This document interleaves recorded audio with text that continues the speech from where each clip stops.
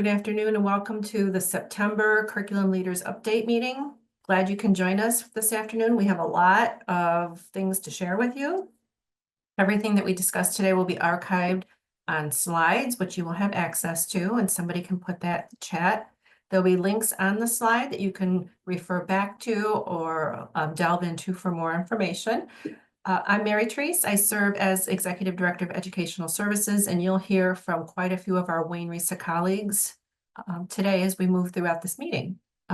So as always, and everybody comes to expect this, but I always want to say it and point it out, our Wayne Risa updates are always going to be posted here. So each month, if you want to have them to refer back to, you will always have them easily at your fingertips. We'll put the link. The link is in the slide deck. And if you have the slide deck, I think you can link right on the image. But please share these with members of your leadership teams and anybody who you feel with whom you feel would be relevant. Next, we have quite a few things on the agenda, and we always want to invite Mike Latvis, our Senior Executive Director of Legislative Affairs, to give us any legislative updates. Mike, are you with us? Good afternoon, everybody. Hey, Mary. I will just go ahead and move forward. So before I start, obviously you have on this slide my email and cell phone number, and you guys, if you have any questions that come up after I leave today or throughout the next month or any point during the year, just feel free to give me a call, shoot me an email. As far as what's going on in Lansing, I'm gonna jump around a little bit here. Obviously, so we're kind of halfway through September. So as it relates to when I say fall legislative plans, we really only have, what's today, the 18th. We really only have about 12 days left of the fall, and mostly that's not because we don't know when fall starts and ends, but because after really the 25th of September, the legislature is going to leave for the remainder of October and into the beginning of November to finish up their campaign season for obviously the House is being reelected. I have heard that the Senate might be coming in from time to time to do some committee hearings, but literally right after that comment that was made to me about them coming in to do committee hearings was to, quote, make it look like we're doing something while the House is out campaigning. So things are going really well in Lansing as far as your state legislature. The main piece that we've been watching in terms of what could come up between now and next Wednesday was the Smithers rate reduction bill, Senate Bill 911 or 5803. Obviously, I think I feel like I've talked through all of this with you guys a number of times over the past 6 months. What we did see happen was there was a deal reached with us in the governor's office and the legislature about a month ago on codifying a rate buy down for districts from 20.91% down to 15. I think it's 0.21%. So it's my math is probably shaky there, but it is a permanent 5.75% reduction in what districts pay on each staff dollar. So think of it as it's been a 21.96 cent tax on every staff dollar that districts have paid. I think primarily throughout Wayne County, there's somewhere around $300 to $400 per pupil dollar per pupil will remain back in the district's coffers now that this permanent reduction will be made. We have that moving forward. We have that for this year through the budget, but starting next year, that will remain consistent. So that's a good thing, and I'm sure all your business officers are happy that happened. The Senate passed it yesterday. The House is primed to pass it next week. The reason why I have two separate bills there is because they're actually still fighting over who's going to get the bill. The House wants it to be their bill that passes and signed by the governor because they're all up for re-election, and the Senate is just being the Senate, so they're all fighting about exactly who gets the bill. And to be quite honest, we don't really care. The other piece that's important in this bill is that it does remove the requirement for employees that are enrolled in OPEB in this healthcare portion. It will remove that 3% that employees have been required to pay. So not only a relief on the district side, but also a relief on the staff side as well. So that's a culmination of about 6 months of work that we didn't end up exactly where we wanted. If you recall, we were asking for a 7% rate reduction, but 5.75 is it's a good number to end at, and not only that, getting it in statute is a big win for us. As far as what we can expect to see next week in the House, I'm hearing anything from some minor bills like there's a gun storage safety flyer package, which is 5450 and 5451. Essentially, what those bills do is require the Michigan State Police to develop a one-pager or a flyer on gun storage safety that will then be sent to districts, and once a year, districts will have to send that out to families. So nothing big to worry about there. There's a teacher reciprocity bill that I'm not sure is going to move, but that came over from the Senate. We don't have any problems with that. And then there's a bill that says it requires high schools to offer computer science. It doesn't mean that you have to that you actually have to have the class. It just means that it has to be offered. So we didn't really have any problems with that. We're probably going to see that move. We'll probably see that move next week as well in the House. I'm starting to hear rumblings of dyslexia moving next week. I hope that that's not true, considering the process that we're in. I actually just on Monday received another substitute for the dyslexia package. It still contains a number of the things that we are concerned about related to kind of the restrictions of not only curriculum interventions, but they have added back in language that actually Democrats were successful in removing previously out of the third grade reading law, that requires, they put language back in that says that for a student that's not proficient, the districts will be sending home letters to families instead of SEPI. So there's a problem there. There's some timeline issues in there, and then there's some other smaller issues that we have concerns about. But obviously, the larger concern that we have is around the restricting of specific curriculum, and not only in this sense, but also in the sense of moving forward of a legislature saying what a teacher can and cannot teach. We find that as setting a very dangerous precedent. And not only that, we've seen this language be implemented in a number of different states, and it fail in almost all of the states. So we're still working. We're still working at changes. I do think that this package is going to pass at some point before the end of the year. Its effective date is not until the 27-28 school year. But again, I think our focus right now is trying to make this better, even marginally better, before they move it. Obviously, House Democrats are in a bit of a bind on a number of different levels, and being pushed by Republicans as they gear up for the November election. So that's why I'm saying I'm not entirely sure. I mean, I keep getting told no, that dyslexia is not going to pass next week, but I honestly would not put it past them. It would be disappointing considering the conversations that we had. It would also be disappointing considering that they would not have a committee hearing. They would pull it from committee, but we'll have to see where things are moving forward. Finally, as it relates to the school aid supplemental, I kind of go back and forth depending on what day it is of whether or not I think there's going to be a supplemental that is inclusive of money. There will be a supplemental, which they always close the book supplemental, that is done before the end of September, which corrects any date changes or mistakes that were made in the budget that was just signed by the governor in July. So what I think we could, obviously we'll see that. What I think we could see is a potential for additional funding for districts in 31AA, which is the school safety and mental health funding. The House Republicans have been hitting House Democrats very hard on that. Obviously, this is something that we flagged for the governor's team and House and Senate Democrats when they unveiled the final budget back in June. We told them that unfortunately, we have to experience in this country school shootings. often, and that there's going to be a time early in the school year where something's going to happen, and this is going to be a bad political decision to completely cut the school safety and mental health funding by about 92%. And sure enough, that happened. House Republicans have called for a supplemental that puts in an additional $303 million into 31 AA.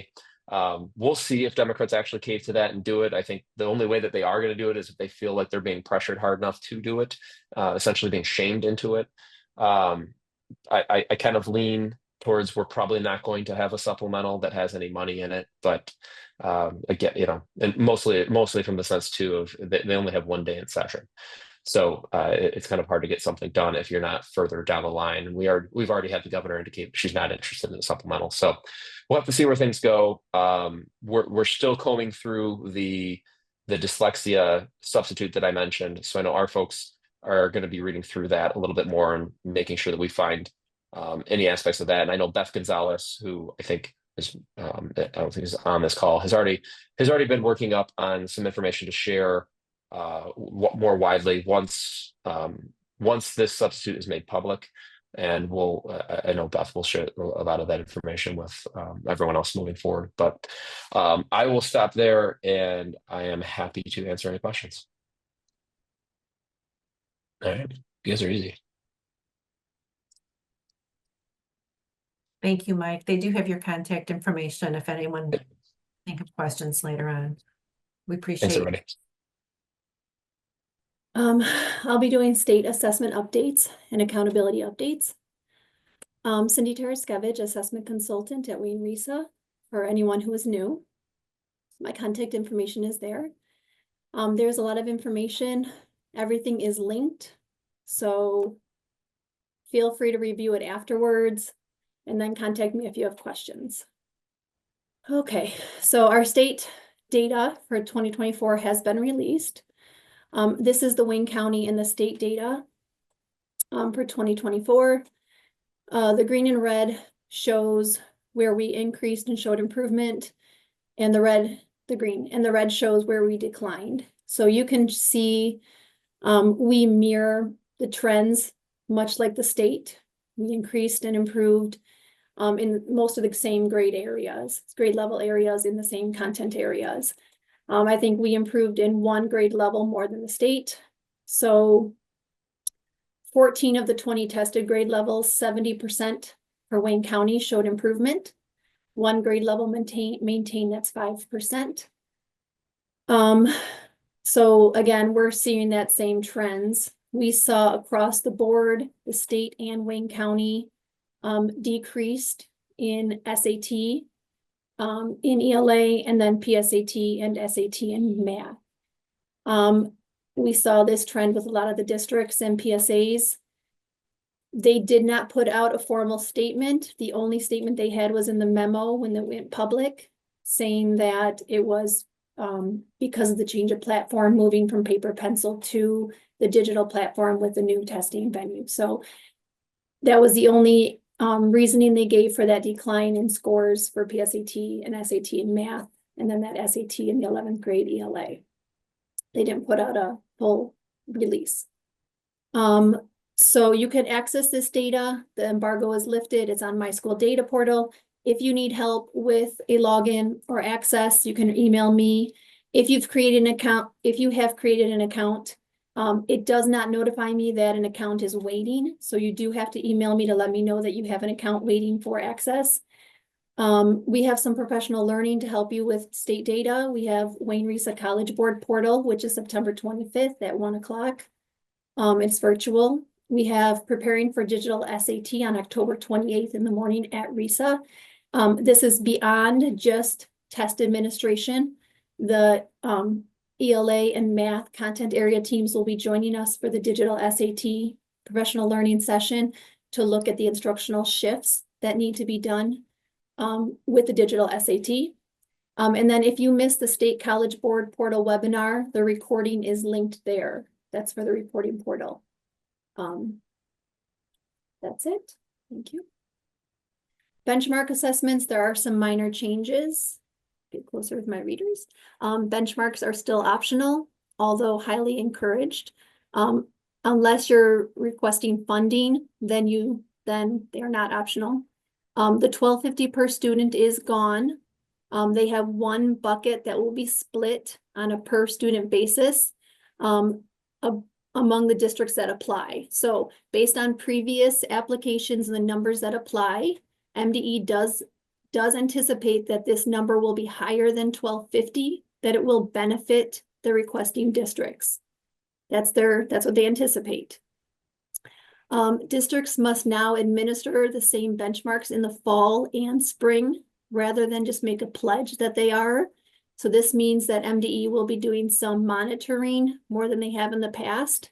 It may become a situation where if you say you are, but you actually do not do the fall and spring same assessment, they can take those funds and retrieve those funds back. The reporting also, the application is moving from GEMS, Mars to Nexus. And the 98B is still repealed, so you do not have to do those building level school goals and do the transparency reporting on your webpage. I do want to make, I'll talk about in the requirements for reimbursement.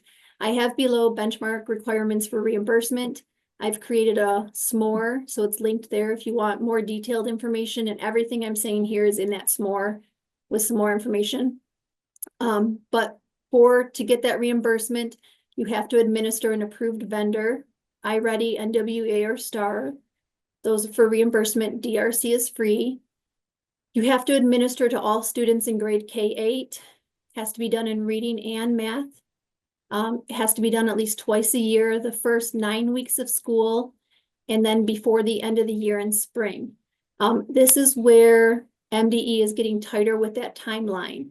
So before, they kind of left that window open where it was before the end of the year in spring. They didn't really give, it was kind of wide open. They weren't really checking. They are now going to focus on fall and spring reporting.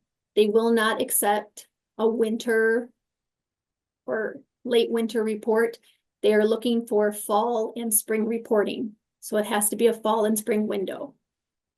You have to administer, as I said before, the same benchmark fall and spring, and then provide that benchmark data and mode of instruction data in the data hub within 30 days of your administration date, both fall and spring, and then complete the application in Nexus.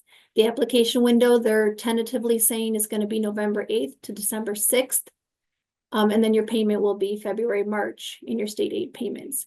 So there are some links there. They have the reporting student level data through the data hub. It's a chart with all the tasks that need to be done and the due dates. There's a recording. MDE and the data hub support team just held a webinar last week. If you missed it, it's linked there. And then the MDE benchmark FAQ. Can you reiterate the date for the in-person PSAT meeting? October 28th.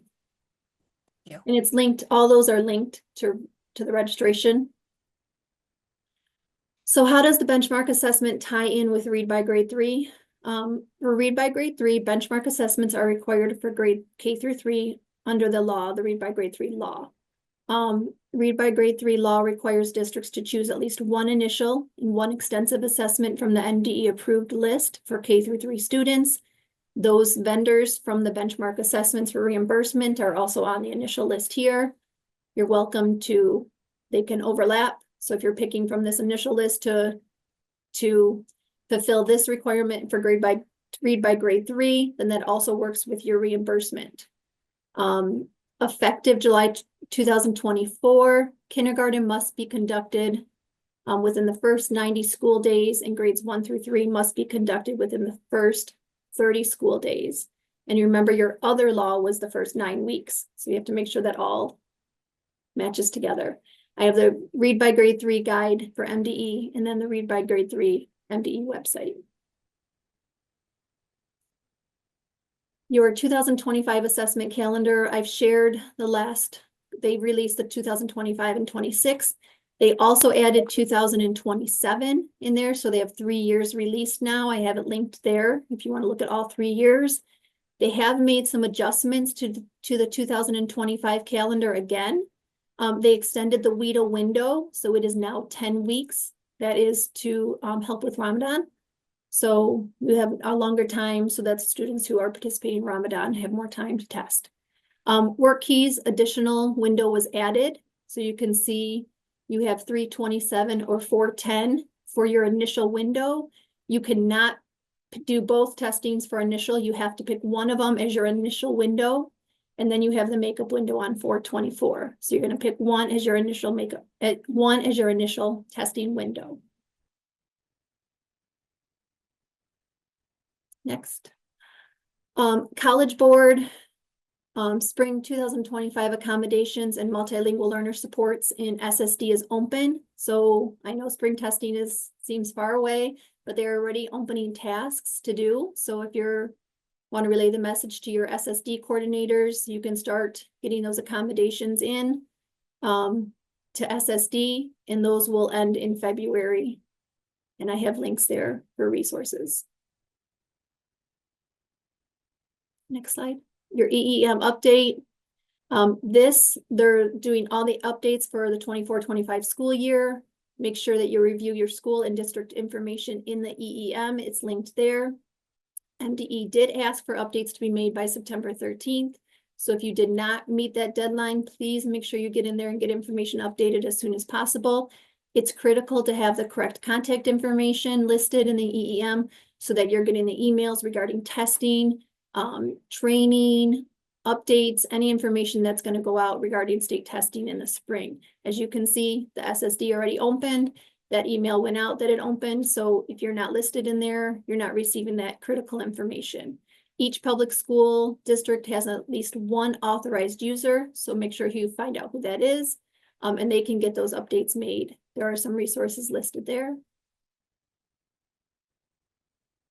The OEAA login, most of you know you go into OEAA, you use your MEAS login to get into OEAA. It's a separate data system. They are going to combine the OEAA login with the My Login, the same one that you use for My School Data Portal, that third My Login for the business, that third-party login. That's all going to transfer over November 7th. So you can start working on merging your current OEA login with your My Login business account. You can start doing that now so it's ready to go. When they start transferring everything, you have it all prepared. If you already have a My Login business account, all you have to do is link your account for that change on November 7th, and they'll transfer you and link it. If you do not, then you can create a new account, add in your MEAS login, and it will be ready to go for that November 7th. My Login is the state of Michigan single sign-on software that users use to access state of Michigan systems. As I said, the Michigan School Data Portal. So there are directions on how to do that MEAS account and how to link it to your My Login for business. So if you need help with that, just let me know. But it's pretty straightforward. Just follow those directions. But again, that's happening November 7th. Your fall College Board testing, the window to test is coming up. It's October 1st to the 31st. Districts can select any time during that testing window for their testing week. You have the 1 week to test. This is an optional testing window. It is not covered by the state. Districts will cover the cost of the fall College Board testing. All orders take place in the SSQR, the SAT Suite Ordering and Registration site. All of your registration goes through there. It does not go through the pre-ID in OEAA. It is separate from the MDE, accountability, and all of that. Accommodations must be submitted in SSD 7 weeks before the test day. So you can see in the chart, since we're getting close to that first week of the testing window, most of your SSD requests, those windows have passed. So if you can still go in and register and order materials, but your SSD timeline has passed. If you still want to order and get in there and do fall testing and you need help getting into the SSD beyond these deadlines, please let me know and I can get you in contact with somebody at College Board. But just know these windows are coming up. So if you plan on doing fall testing, you need to get those orders in. And there are some resources there. Cindy, the scores are no longer embargoed, correct? Correct. Thank you. Next slide. The student voice survey for spring 2025 sign up is open. So in 2024, we had a great turnout for survey participation. They had 108 participating districts. That's an 86% increase from 2023.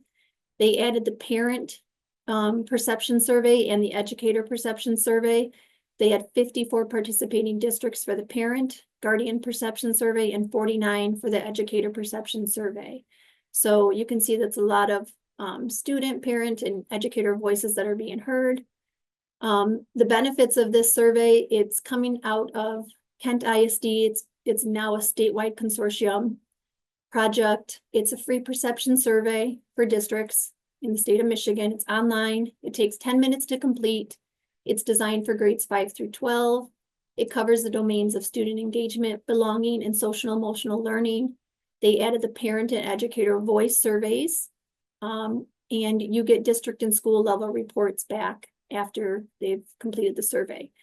They have 4 administration windows this year. They try to work them around the state testing windows. So those windows are listed there. There are some resources to read through. There's the link to register if you're interested for spring 2025. Once you register, you'll be contacted by Kent ISD for more information to pick your window and get your information enrolled. There's the 2024 annual report if you want to see how all that information came about in the surveys. And then the student perception survey brochure from 2024.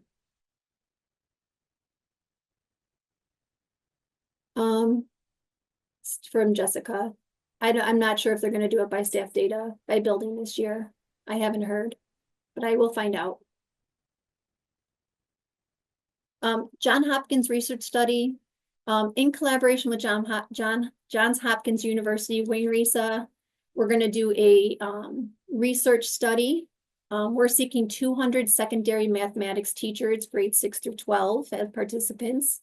It's a research initiative aimed at enhancing the dynamics between educators and students, looking at improving relationships to see if it improves academics.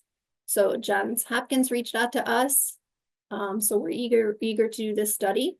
It's a waitlist controlled study. We'll take the 200 participants and break them up. 100 of the participants will randomly be assigned to the November professional learning date, and then the other 100 will be assigned to the June professional learning date. The requirements for the teachers, they have to attend a 4-hour professional learning session that's hosted by Johns Hopkins here at RISA. Again, they're assigned either to November or June. They complete 3 different online surveys. They'll have a couple email correspondences with Johns Hopkins, the research team. There will be a data sharing agreement. We're looking at gathering some attendance data, grades, and some basic assessment data. The teachers will receive a $250 Amazon gift card, and that will be paid once completion of the professional learning and the surveys are completed. They'll get access to the research study and the results, and then they'll also take part in that professional learning to take that back to their classroom to get more understanding of their students and how to strengthen relationships.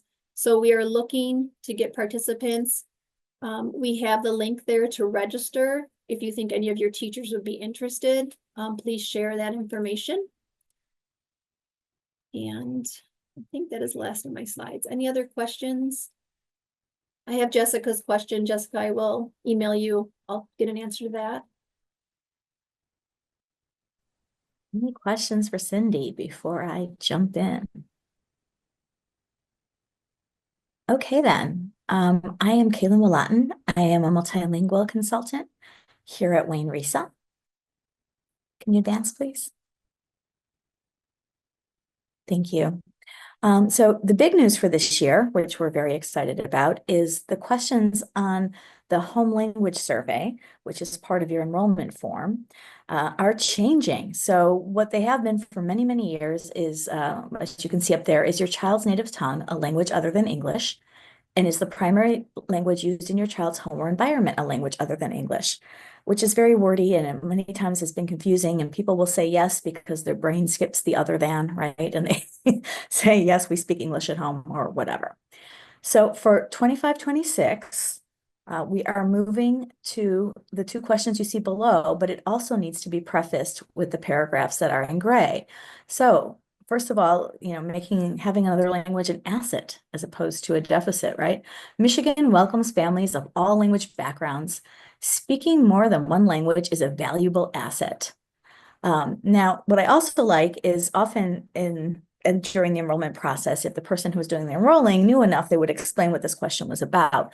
But it wasn't mandatory to explain that this certain answers could lead to a screening of your child, which is usually fine, but for some families, it caused some consternation. So then the following part will say to please answer the two questions below. If your response to either question is a language other than English, the school district will give an assessment to see if your student may benefit from English language support. So this does not mean not to train people, because they can also explain that the support does not mean necessarily like sitting in a room pulled away from everyone else looking at flashcards or something, but could mean, assistance with literacy, assistance with academic vocabulary, and all sorts of things. So the two questions, which have been going through some focus groups that Michigan State and MDE did over the last year or so, is what language is used most at home? What language is used most by the student? Very simple, very practical, and we're very excited. The reason I'm bringing this up in September, though, is because any kind of materials that you might be producing in December or January for 25-26, my head right now is kindergarten roundup, but I know there could be some other things. Get ready to shift the HLS on those, because even if you have people like at kindergarten roundup, since it's for 25-26, you do want the questions to look there. Yeah. There is also, sorry, if you want to pilot it this year, you may. There is a link on there to the MDE full letter, and you can see there who you have to write to say you're piloting. There's nothing, you could change it today and that's fine and just pilot. They would just like to have a little survey they're going to have you fill out towards the end of the year on how it went for you, successes and challenges and things. Sorry about that. Go on. Thank you. So EL program evaluation. So if you have not, well, first of all, if you accept Section 41 funds, you turn in a report that was moved from July 15th to October 15th. Hooray, for the first time, and it should remain there now moving forward. MDE for 23-24 wanted the analysis to be of the Title III monitoring indicators 1 to 6, which are all about identifying students and entrance and exit protocol for your English learner programs. If you don't know what I'm talking about, or there's probably someone in your district who does. If not, feel free to contact me. But that was just a reminder that it's due then. We have a lot of links on there to guidance that you can take a look at. For this year, the title monitoring indicators are the numbers that I've listed there. And again, there are links in like on that evaluation resource Padlet that get you to documents that really go into detail about all of this. But basically what these different indicators are around, they're around your language assistance program, which means how are you providing English language development services? Everything from the kinds of classes or groupings you use to certified personnel, and just your program model, right?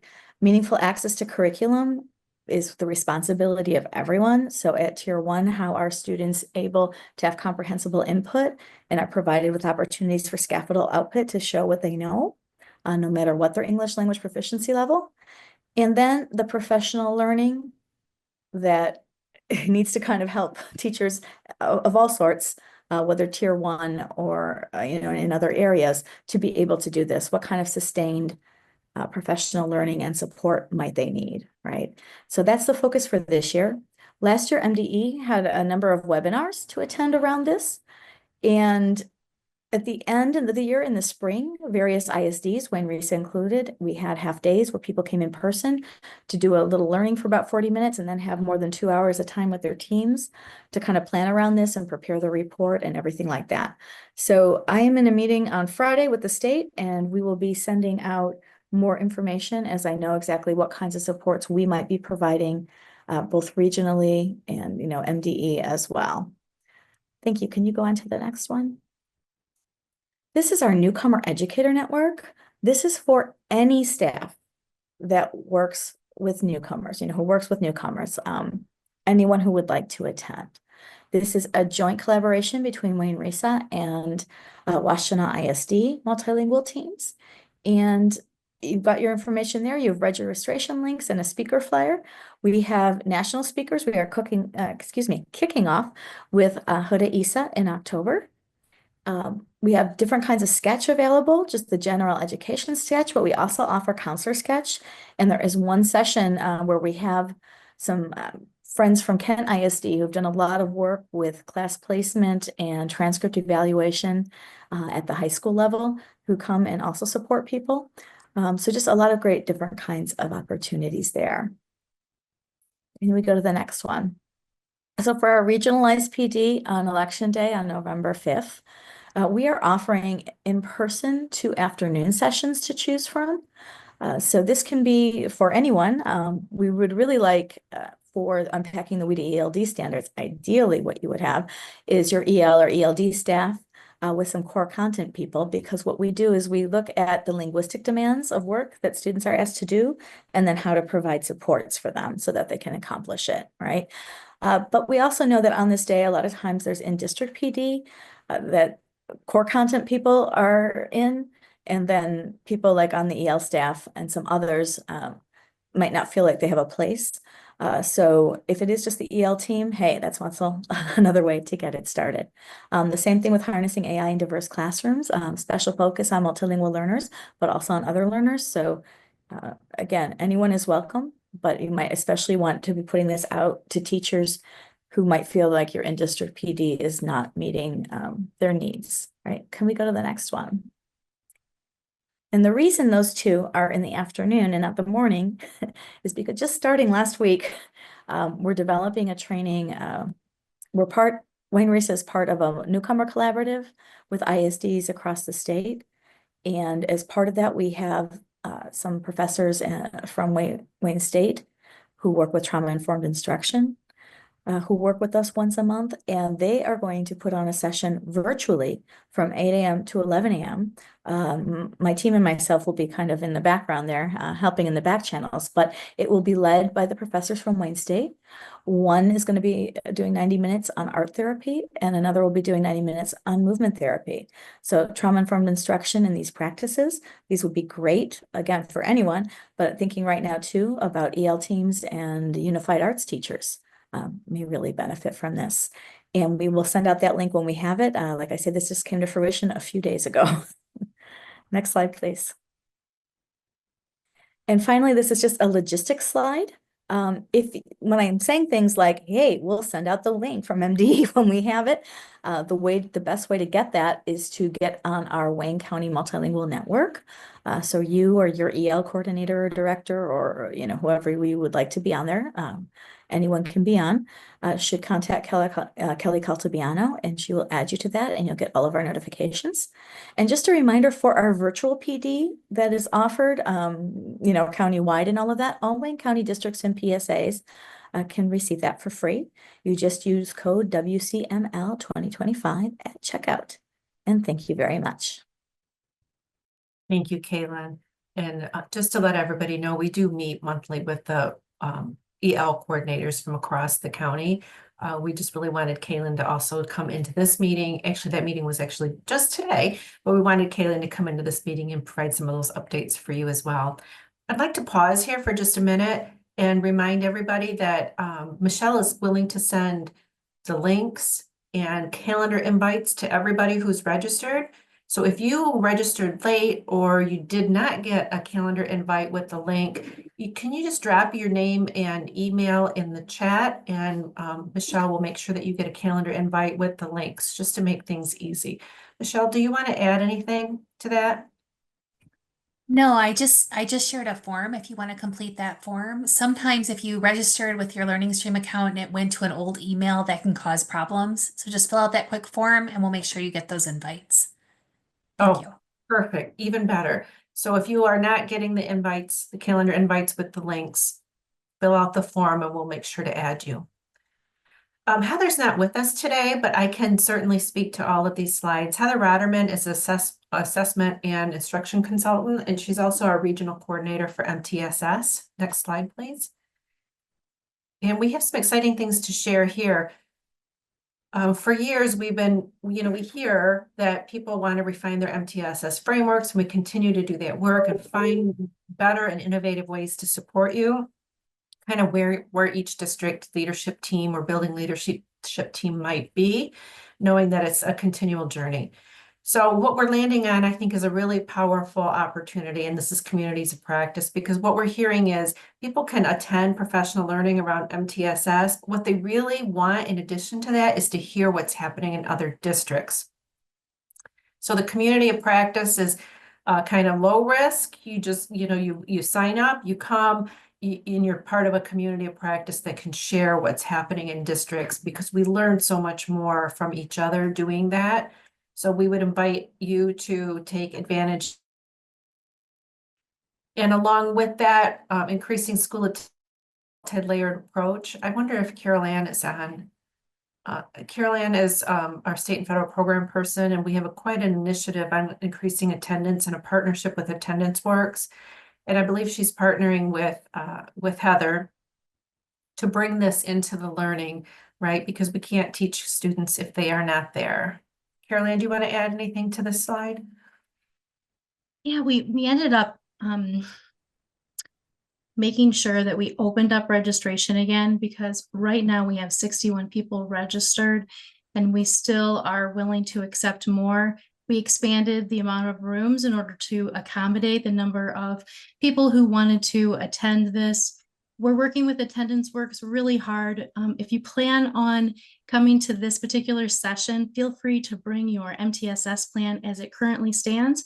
Or if you don't have an MTSS plan, we'll be able to help provide some resources for you as well. So look forward to seeing you there.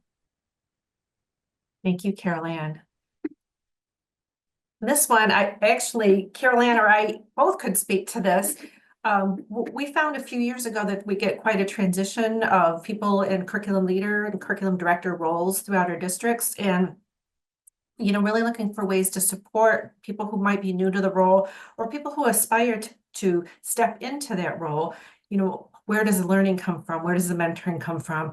And so we've looked for different ways to try to support people who might be new to a curriculum director role. And what we found is there's a lot that people need to know and delve into to feel successful at doing this. And we wanted to provide those layers of support. So this is a series that is for anybody who's in a curriculum leader, curriculum director role and new to their role or fairly new to their role, or anybody who is aspiring to step into that role and feels like they're in a space where they want to start being prepared for what to expect. It's multiple topics, and we held it last year and it went really well. We had different members of our RISA team co-facilitate learning in the morning, and then we invite some of our veteran leaders from across the county to come in the afternoon and share whatever the topic is. How does it unfold in their district? What has their journey been? What are some resources that they lean into and can provide and share? So we welcome any of you. If you tried to register, the registration closed, but we just reopened it. So please join us. It's going to be another great year, and we welcome you to attend along with us and be part of the learning. This one is really big, and this actually Dr. Colbert has communicated to all superintendents in Wayne County about, and Beth Gonzalez, our deputy superintendent, has communicated to curriculum leaders about. What we are realizing is there's been such an investment in early literacy, rightfully so, but there's a lot of funding being awarded in those areas. And because of the legislation and funding, we've really had a deep focus. And we also know we need to continue to support students as they reach those adolescent years and those educators. And so how do we make sure that we're doing that and creating engaging and inclusive classrooms in the secondary spaces? This is relevant to anybody who works in the secondary realm, leaders, coaches, And anybody who works in the secondary realm and would like to come and be part of this learning, we really encourage you. This is going to be our big kickoff for a new focus on supporting adolescent learners in Wayne County. So it'd be great for you to be there and just be part of it from the very beginning. The first session is coming up quickly. Registration is still open. That's really for teachers. And when we say disciplinary literacy, we don't mean ELA teachers. They're absolutely welcome, but we also mean science, social studies, math, knowing the importance of disciplinary literacy across the school day. The second day there is shaping school-wide systems. It's really designed for leaders. So we would invite leaders and leadership teams from the secondary realm, and also curriculum directors. Please come. Be part of this learning and these conversations of how we're really shaping what's happening in the secondary spaces. I think Jeff Austin is here. Jeff, are you there? I am. You have anything to add to this? No, other than, it's really exciting that we're starting to, think about our adolescent learners and really addressing the complex needs that happen at that age. We know that there are academic needs, of course, that our adolescents need, and they have very specialized academic needs. But we also know that there are compounding mental health crises that our adolescents are facing. So we need to address those also. And in many cases, those two things go hand in hand. And I liked what Carol Ann was also saying about attendance and purpose and reasons to come to school. We want to talk about that too. So bringing together the academic, the social, emotional, and the purpose pieces so that our adolescent learners can have a really, really great, rich experience that they deserve. Thank you, Jeff. I think the next slide is yours. Yeah. Hi, everyone. I am excited to be with you today to talk about the 24-25 Equity Literacy Leaders Series. Dr. Rosalind Shahid and I have worked together and with our colleagues, many of whom are here, to try to put together a really great series for you. And I think we've succeeded. We've got some really, really great speakers coming in. The two most immediate speakers that are coming up, and I'll put a s'more in the chat for this event. Two speakers we have coming up most immediately are Dr. Sonia Cherry Paul, who is the author of the Anti-Racist Reading Revolution, and Trevor Aleo, who is the author of the book called Learning That Transfers. We just talked about secondary, and actually both of these books would really benefit anybody who is working with adolescent learners. But these series are open to anybody who works with kids. That includes your instructional staff, your non-instructional staff, leaders, curriculum directors like you, really anybody who wants to come. It's designed for. We also designed it for anybody who is anywhere on their equity literacy journey. So if you're just starting out and you're thinking about these issues and you want a place to go, it's for you. If you're further along in your equity literacy journey and you are looking to deepen your knowledge or looking to expand your equity literacy leadership, we also have a place for you in this series. So we're definitely encouraging you to come along with us.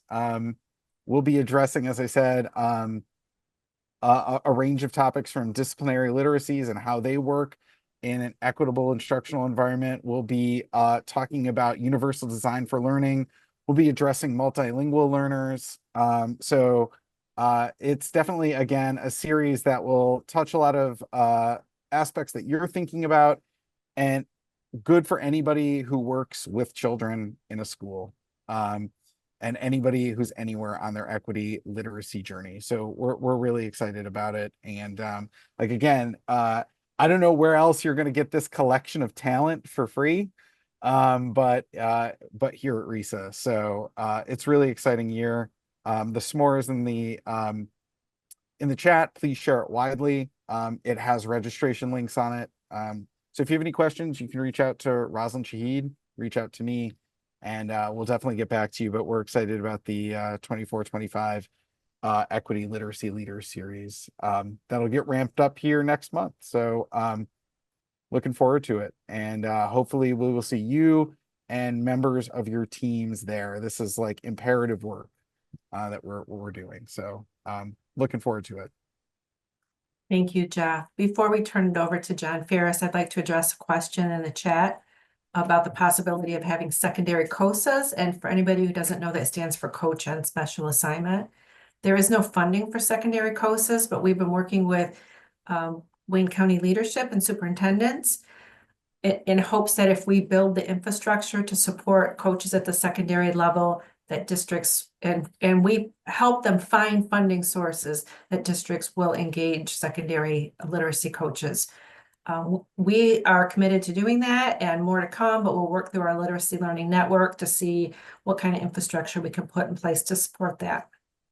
And Mary, can I just say one more thing about that too? I know that if as that happens and as that comes, we really do stand ready to support those coaches, right? So we're ready when as this infrastructure gets built.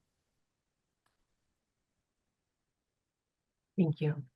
John Ferris is our social studies consultant. Good afternoon, everyone. I have several pieces of social studies news and opportunities for you today.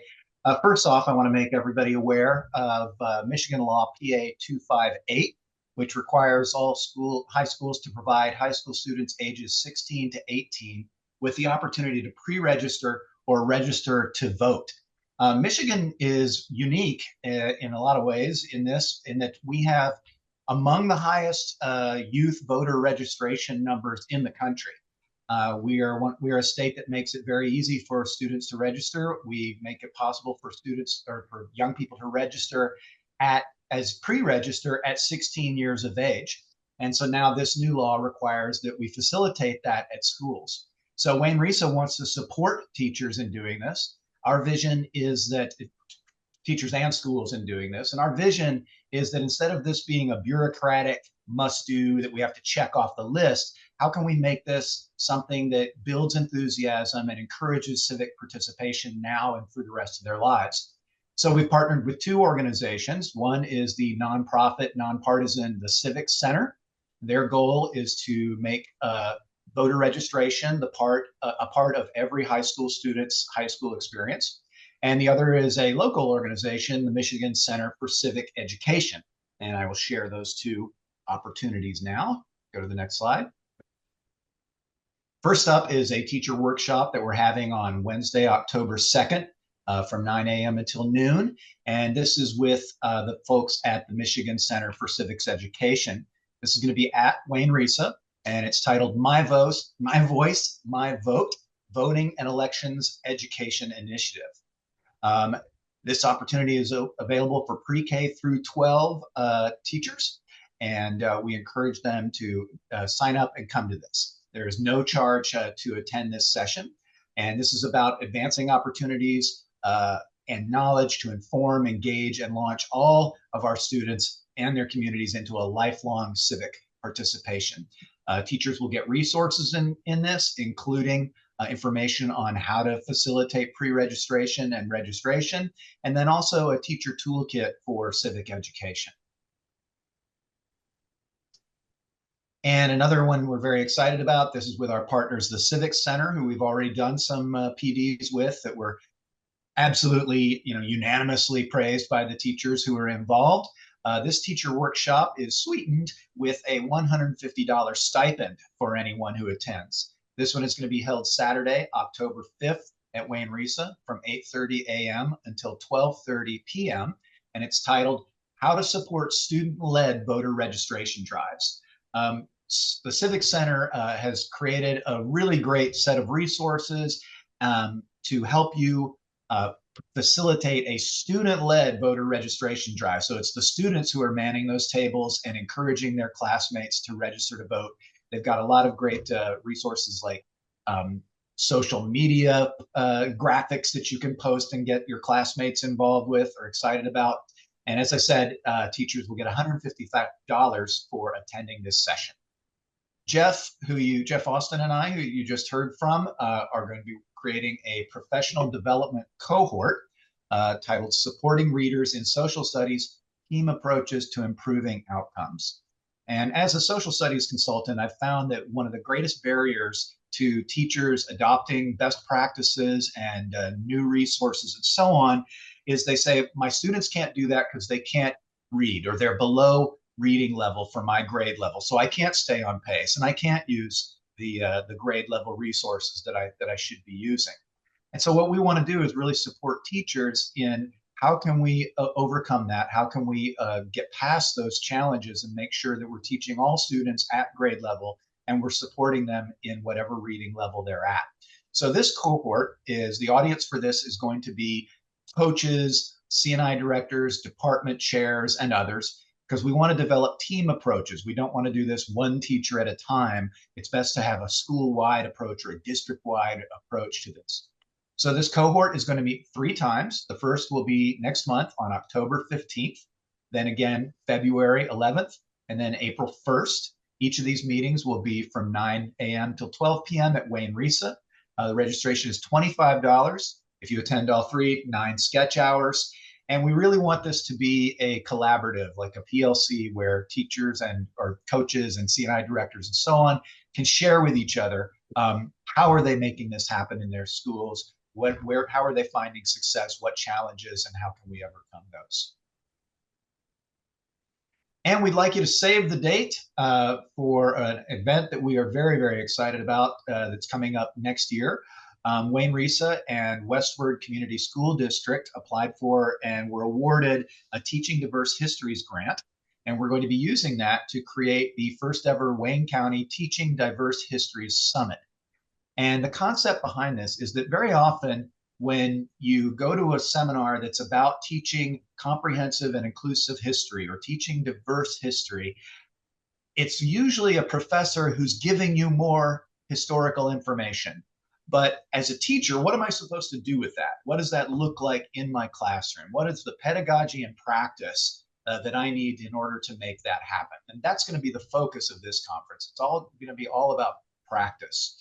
So day 1 is going to be your standard kind of conference with a keynote speaker and breakout sessions. We're thrilled that our keynote speaker is going to be Dr. Hassan Kwame Jeffries, who's host of the Teaching Hard History podcast. And he is a professor of history at a university in Columbus, Ohio. And secondly, day 2 is place-based programs around Wayne County. We're currently planning those out. We're thinking that there will be 6 different place-based paths that teachers will go to in cohorts and participate in those. Registration is free for all Wayne County teachers and all Michigan pre-service teachers. It's also open to people outside of Wayne County, though they will have to pay a registration fee. And that news will be coming soon. Please join our social studies listserv so you can keep up to date on that. Good afternoon, everyone. My name is Matt Smoot. I am the Learning, Innovation, and Technology Consultant here with Wayne Risa, and I'm going to be talking to you a little bit today about AI in schools. So a little bit of informational session in terms of learning, and then as well as some opportunities for learning for your staff coming up here in the fall and the winter. Next, thanks. So ChatGPT rolled out in November of 2022, and it's kind of taken the world by storm in terms of AI, especially when it comes to education. So this is a big buzz in a lot of our districts, and one of the biggest questions that we get from educators that I'm almost hearing on a daily basis is, how can I prevent my students from using AI to cheat? And so some of the information you'll see on these slides is just some strategies that you can do as as school leaders and working with your staff. I do want to call out the Stanford study. So the Stanford study was sent out last year, and Stanford's been actually kind of compiling through different surveys and everything how students are. Are they cheating? What type of cheating are they doing? And the study found that about 60 to 70% of students have reported engaging in at least one cheating behavior during the previous month, and that was even before ChatGPT came out. After ChatGPT came out, they did this survey again in 2023, And that number actually went down a little bit, even with the addition of ChatGPT. And you can kind of go in and read about the article, but it's very interesting just how they're asking the questions, and it's all anonymous based. So there's no like repercussions for the students. So it's very interesting. So I definitely encourage you to check that out. All right, so a couple of different strategies that you can do with school leaders to help kind of encourage AI in schools and how to make sure that both teachers and students are using it safely and effectively. So the first thing is really encouraging exploration. And so really, trying all the different tools, trying all the different things that you can do with AI. They have capabilities, they have limitations, obviously setting the expectation for what is the district policy when it comes to using some of these AI tools, both from a teacher's perspective as well as a student's perspective.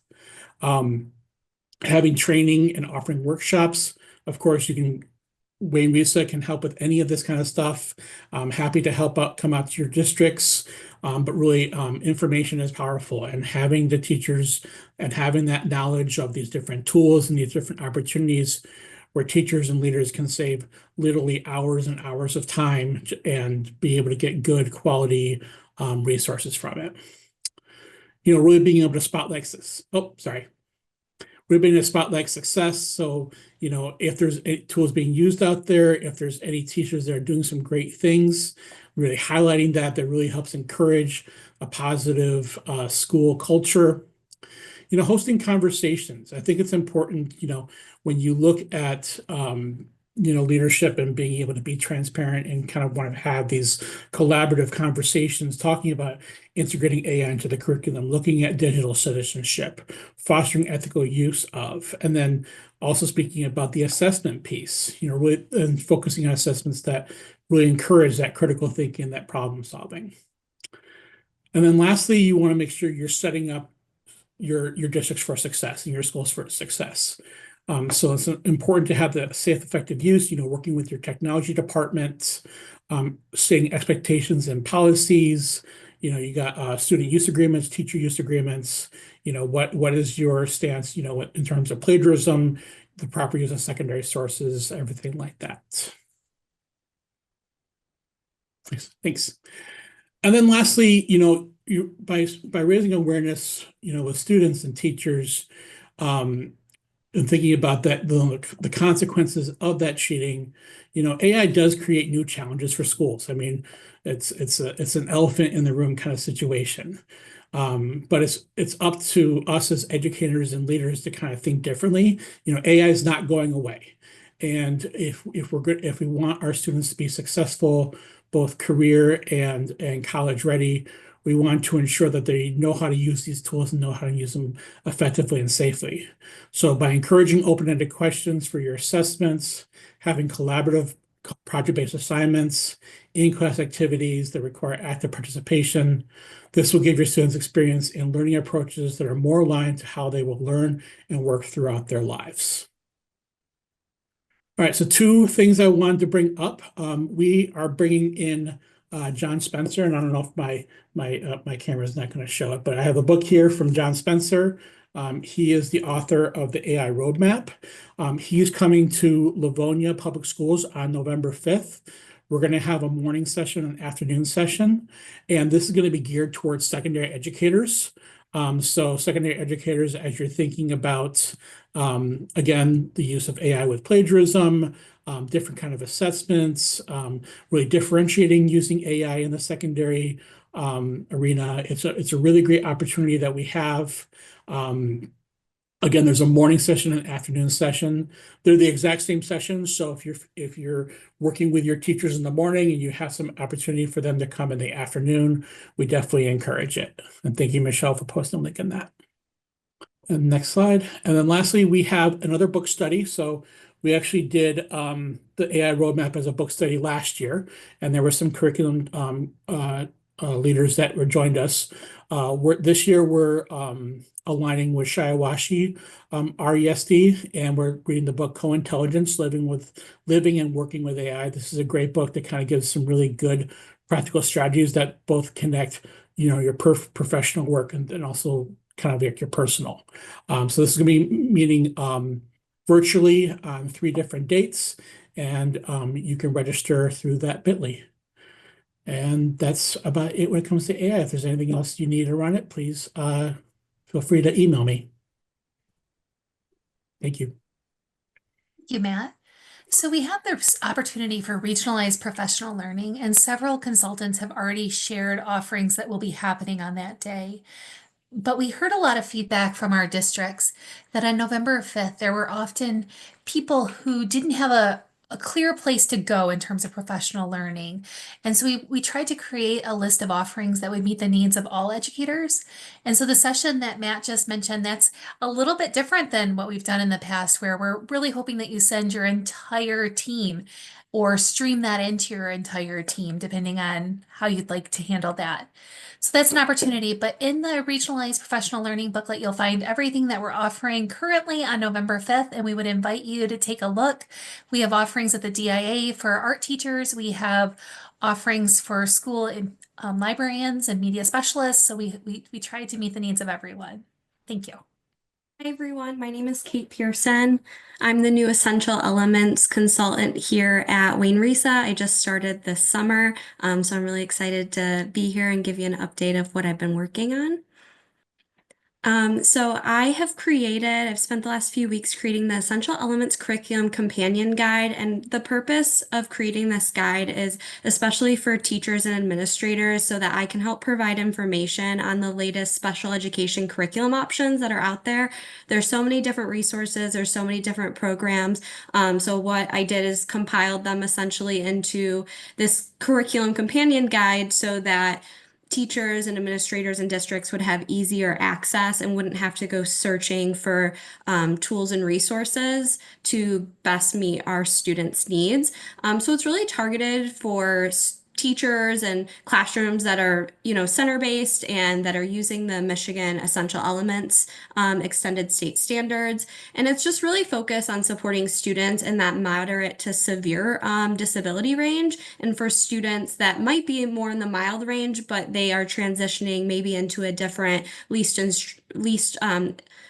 restrictive environment. So there's a lot going on in our center-based programming. There's a lot of movement going on with students from general education into resource into center-based. So I'm hoping that this kind of helps support students' needs academically. And within the curriculum companion guide, it's going to have program descriptions. It has the targeted grade levels for each program. It talks about the content areas and what it focuses on. It talks about research behind these curriculums and these companies, and then also links to their websites and images from their programs and curriculums. So I'm really excited. It's going to be shared very shortly. It's going to be posted on our RISA website. I know that's being updated very shortly. So I'll be sending this out to districts and PSAs and hopefully getting it into the hands of teachers as quickly as possible so we can support students with special needs and their academic needs. All right, so I'm Carol Ann Paul. I am manager for state and federal programs and special populations here at Wayne Risa. I wanted to share with you a good balance of maybe beginning of the year tools and then perhaps a couple of updates related to MyKit. So as a former curriculum director, I used to print a hard copy of the consolidated application schedule, and I used to post it on my cork board. And I also used that to place due dates on my calendar as well. This particular resource that you're going to see in just a moment, it really helped me to keep track of some key details, and it also helped me to balance my schedule. So I was able to communicate to everyone who was kind of tugging on me what time I could budget for them based on when budgets were actually due in Nexus, when the reports were due as well. I was just trying to go into Nexus. Okay, so here we are. This is a copy of the application schedule.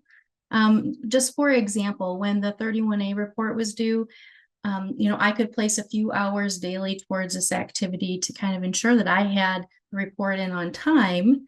And so here is the 24-25 consolidated application schedule. You'll find full access through a link provided on the slide. And we'll also put it in the chat for you as well. We hope that this will help you at the beginning of the school year to kind of map out your calendar according to when everything is due in Nexus or when reports are due. So for my KIP, there is a new addition to the MyKIP platform, and it emphasizes the resource of equity. So if you as a curriculum director jumped into the MyKIP platform and you updated your data story, you are going to find an additional question about resource equity in there. So if you retire an old goal and then you shift to a new area of focus, you are going to be required to answer this question that's going to pop up on the screen for you. And there it is called resource equity. So districts that are in MyKIP using the MyKIP platform will have this additional question placed in the data story, newly developed. However, know that we have plenty of resources for you. And if you need support, we also have a training with the person who developed that question. So Stephen Curry will be with us on October 7th to go through the applying the equity lens to understanding resource planning and usage documents. So he'll be going over that. And he'll be taking us into the MyKIP platform so we can view the resources and tools that they have in there for us.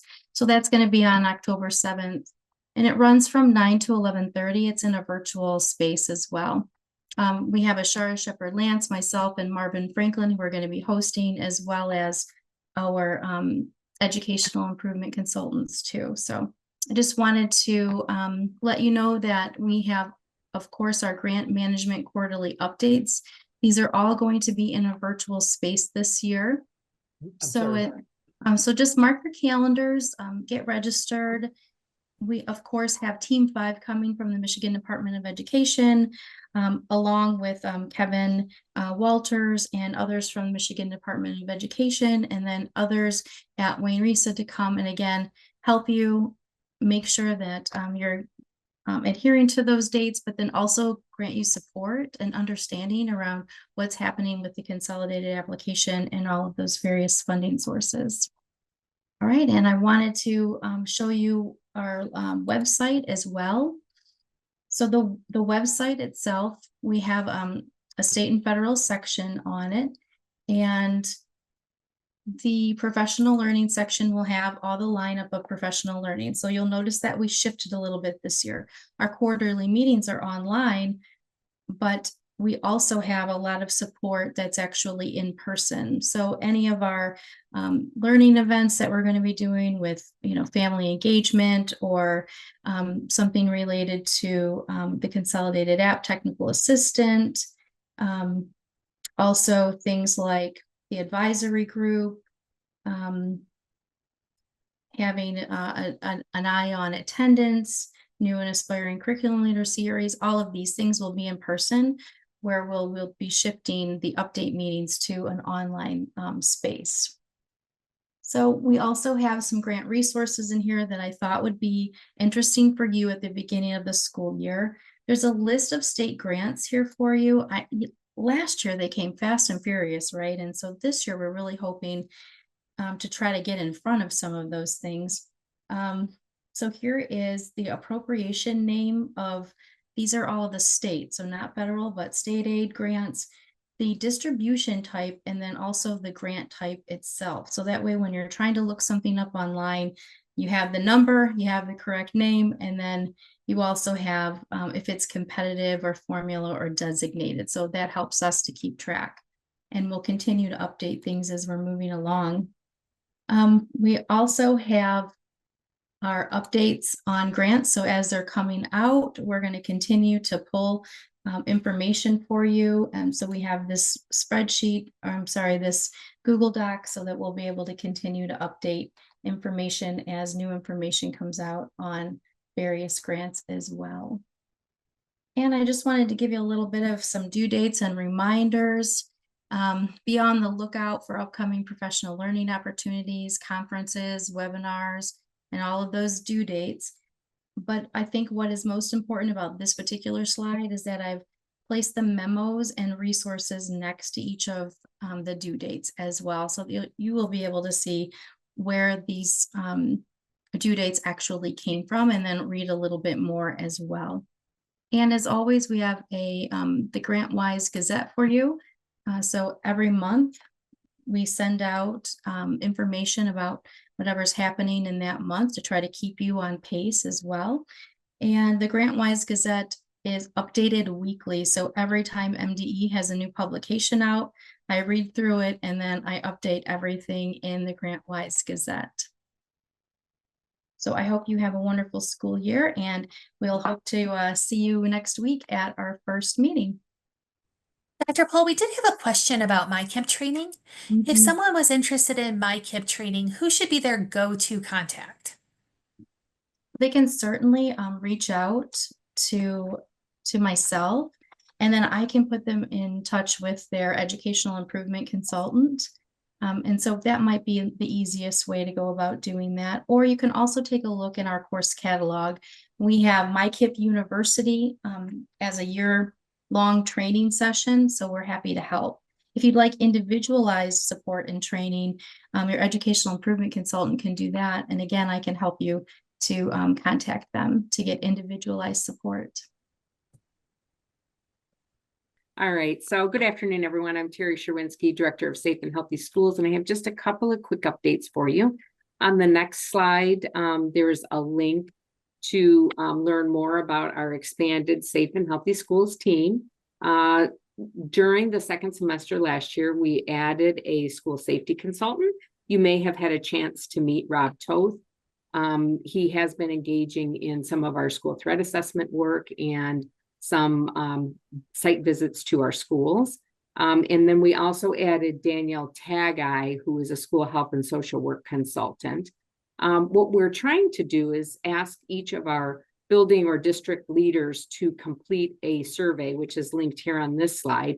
And our goal is to help connect the different classes or categories of staff that are involved in health and safety to our consultants.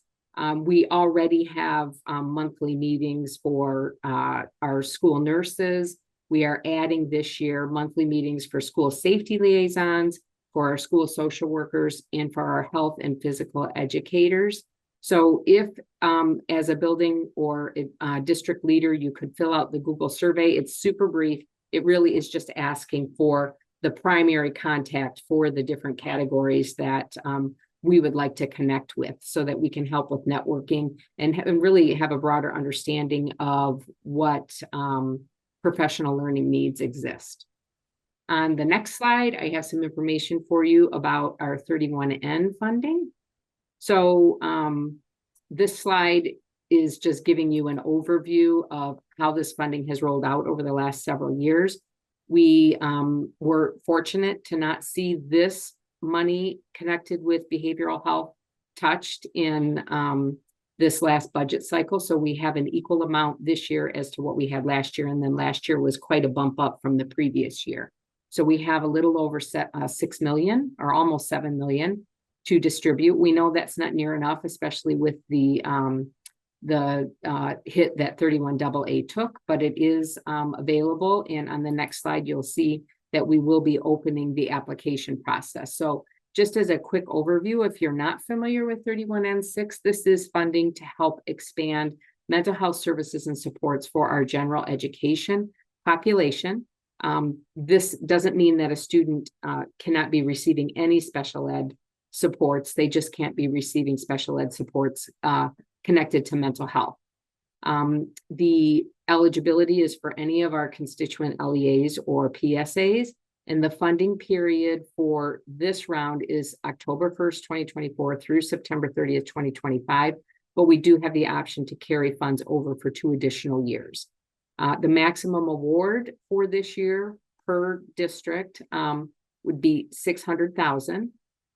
We potentially could, depending on the number of applications we receive, potentially could award additional funding to districts, but I'm thinking with the hit that 31AA took, we're probably going to get more requests than we have funding. So part of the process that we include is an original budget, if you want to ask for the full amount, but also an alternate budget that would allow you to move forward with progress on increasing or maintaining mental health supports and services with a lower dollar amount. There is a 20% hard match that is required on the full amount, and also a requirement to engage in Medicaid billing for both the C4S, general education services, and special education.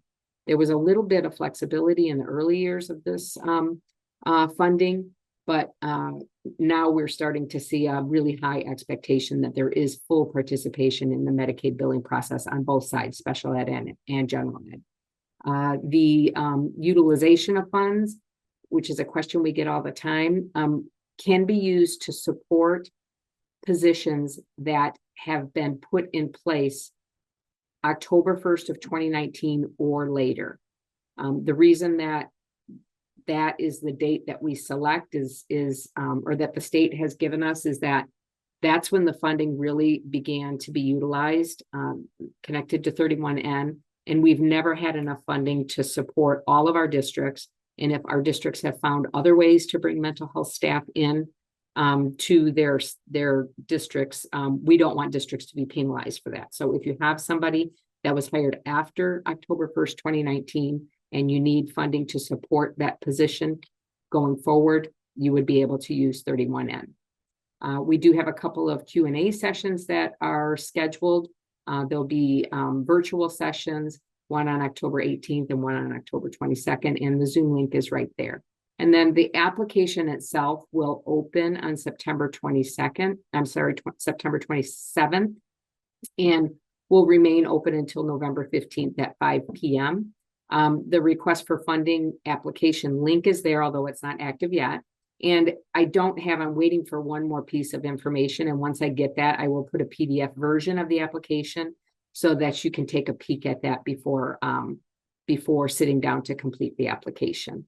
On the next slide, you will see the eligible mental health staff that you can hire or continue to fund if you already have them in place. And then the idea is that you would have an opportunity to direct hire or work with community mental health or other agency to provide staff for you. There is a link here that identifies community mental health agencies in Wayne County that are interested in partnering with districts to provide the services connected to 31N.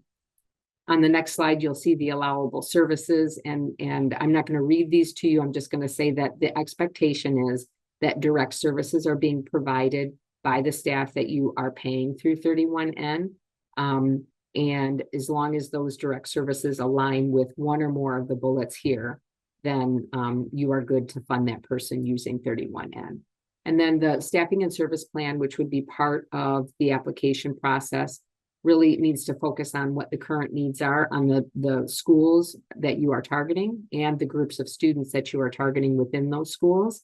The staffing and service plan has to describe the mental health services and supports that you are currently have access to, either within your building, within your district, or within the community, the local community.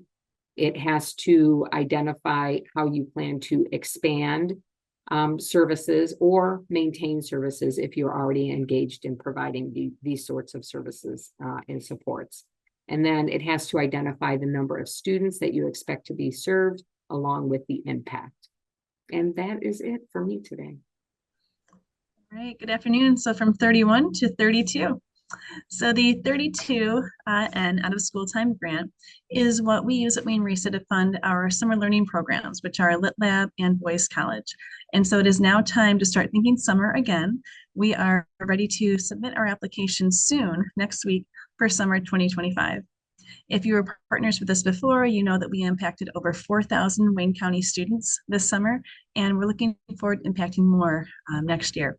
So the grant is a per building allotment, and we have a 24-day minimum with 4 days, 4 hours per day requirement through the grants. As a partner, next slide, please. As a partner, Wayne Risa certainly helps from beginning to end.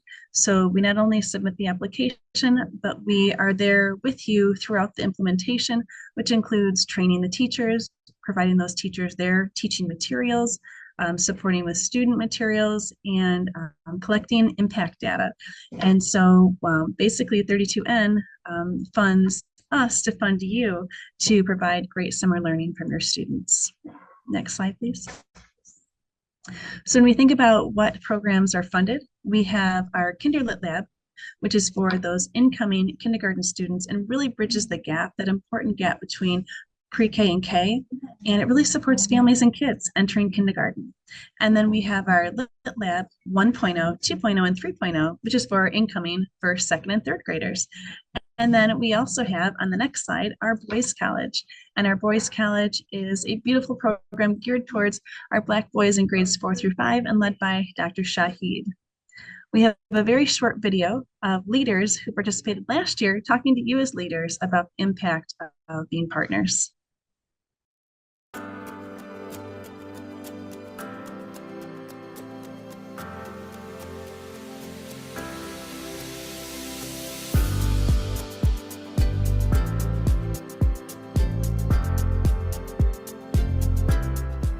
My name is Sylvia Brown, and I'm the superintendent at George Washington Carver Academy, and we have been participating with Lit Lab for the summer. It has been an exciting program, and our scholars are enjoying the hands-on activities.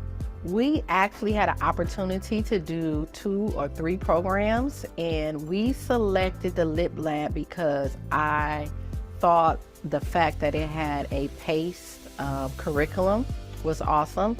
I loved the incorporation of the STEM hands-on projects. This is a very intensive program. It's impactful because it's aligned to the standards. And so I was very impressed, and the teachers were very impressed that this was higher order thinking put in a fun box. And it did not require teachers to go home and recreate the wheel. They didn't have to sign up a teacher pay teacher to make the magic happen. The magic was in the box, it was in the instructions, it was in the training. The Lit Lab program was an important component to making sure our students are ready and prepared for their next year of learning. My hope is that because it's a consistent program, learning loss that typically will take place hopefully does not take place this year due to the extensive learning that has been going on. There's a lot of reading every day. We read 2 to 3 passages per day, and I don't know if a lot of students were doing that in their classroom, but after a week or 2 weeks of actually being engaged with the students, they're doing phenomenal. Their writing skills have improved drastically, and also the learning of vocabulary. We've learned 20 words over the past 2 weeks. The Lit Labs have done an exceptional job helping train our teachers to provide the science of reading focus in a fun, small class size learning placement where we do believe that it's going to show some great results next year. I'm so thankful that we selected the Lit Lab because it met all of our needs and it provided all the resources to be successful.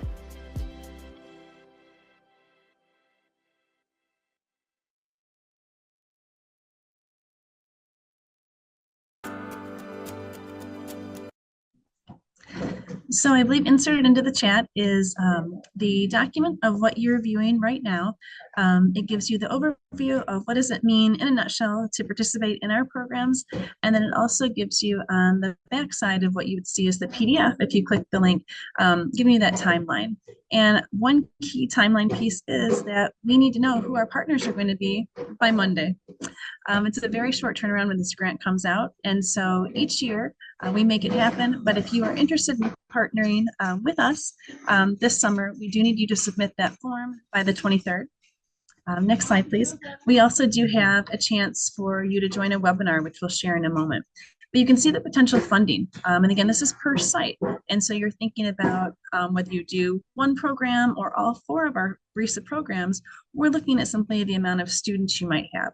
And so you're thinking about how many students potentially next summer might I have in the building participating in our Wayne RISA summer programs. And then that's how we calculate the approximate funding once we receive the funding from MyLeap. So an example to consider, you might have a district in which you have several buildings that traditionally host summer school. So you consider, does it make more sense for us financially to host summer school in 1, 2, or even 3 buildings, thinking about how many children we might have and the funding we could gain? Or does it make sense to put all of our students in one building, certainly developmentally appropriate for our little ones, but do we put them all in one building and that way receive one allotment of funds?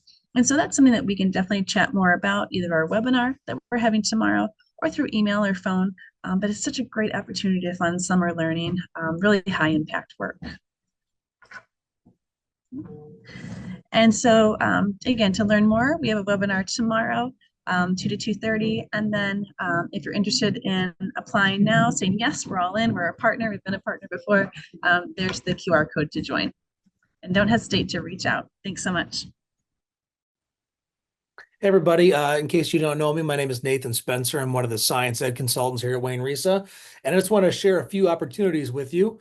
And just so you know, by the way, when you get these slides, these images themselves are the links. So when you click on that image, it'll take you to a s'more flyer, and there's also a link for registration and these things. So the first thing I want to share with you on the left is Classroom Learning Labs in Science. It's a professional learning opportunity for teachers, for instructional coaches, for principals, for PLC leaders, anybody interested in really engaging, learning how to facilitate this job-embedded professional learning opportunity.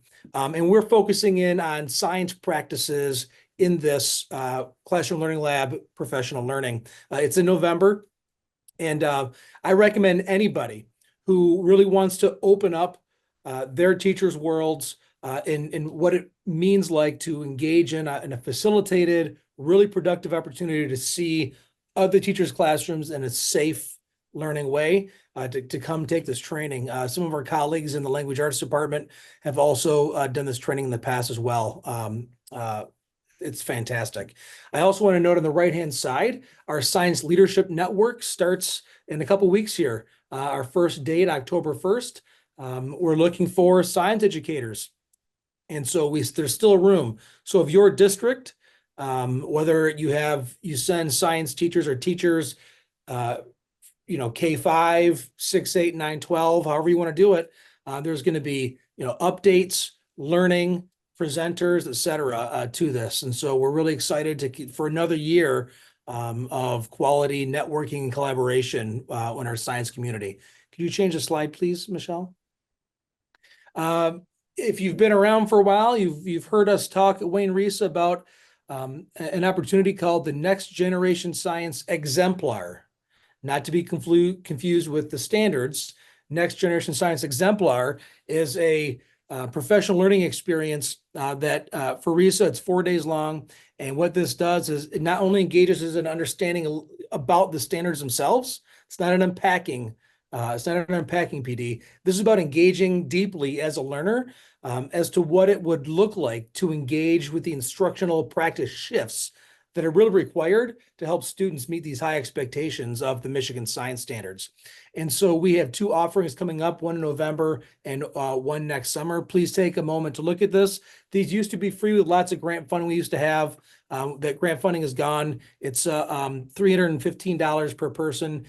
But for 4 days of training with lunch, it is a fantastic opportunity. If you have teachers, science teachers new to the profession, K-12, this is something they should come to. If you have educators who've not attended NGSX and they're really trying to figure out how do I shift my instructional practices and engage students towards these Michigan science standards, this is the place to be. Send them there. This is not just for teachers. I really advocate for instructional coaches. I advocate for building leadership to attend these dates. So please look at these 2 opportunities and send some folk. And I have one more slide, Michelle. And the last slide doesn't actually have a lot to do directly with science, but myself and a couple others are putting together a professional learning experience that we're going to start next summer called Reinvigorate Your PLC. And you know, PLC is one of those processes and practices that have been around since the mid-80s. All of us likely have been a part of one or led one or have been a building principal or curriculum director with PLCs in your district. And as myself and my colleagues have gone around to different districts here in Wayne County, we notice there's a lot of variation in what really happens in PLCs. Sometimes it's just time to be told things. Sometimes it's teachers just talking. So we're in Reinvigorate Your PLC. We're going to talk about what we can do in this 5-day workshop. We're going to talk about what we can do to really support educators to engage in collaborative inquiry, to really get down to helping students by focusing on our own instructional practices. And this takes time, it's tough, and it is something that we all want to happen in our classrooms. So this is not Solution Tree. This is not the Do4 team coming in. This is beyond that. Many of us, if not most of us, have been and listened to understand, here's the big questions we have to answer in a PLC, et cetera, and we have to create norms. This is the actionable stuff that we're going to be talking about this. So the PLC facilitators that will participate in this, they'll be engaging in as learners in protocols. They'll be engaging in collaborative inquiry cycles. And we also, if you open up this flyer and look more closely at it, you'll notice there's opportunities for PLC facilitators as well as for building and district leadership in order to, thank you. In order to really ensure that PLCs are functioning in ways that are successful, it needs a combined effort with leadership and PLC, with building and district leadership and PLC leadership. And so these two folks will come together to reinvigorate your PLC. There are no dates on this yet. Those dates are to come, but I want you to throw this out there. This will be happening next summer, and I want to throw some excitement. So expect me to share it again. And if you have any questions at all, please email me. And my email is in there. You have my email. I'm really excited to get this going and to really help educators in Wayne County move from places of what PLC could be to what PLC should be. All right, that's all I got. Thank you so much. And that brings us to the end of our meeting. The slide deck you have access to, there are a lot of slides. We realize it's also a great deal of information, but that's why we provide the links. I would like to thank our Wayne RISA team for being here to share with you. And I would also like to thank you for your attendance. Please reach out to any of us. We updated some of the slides. So if you refresh, that you will have contact information from everybody that you heard from today. And we encourage you to reach out with any questions or for any opportunities to partner with you. We are here to support you, and we thank you for the work that you do for teaching and learning in Wayne County. Have a great afternoon.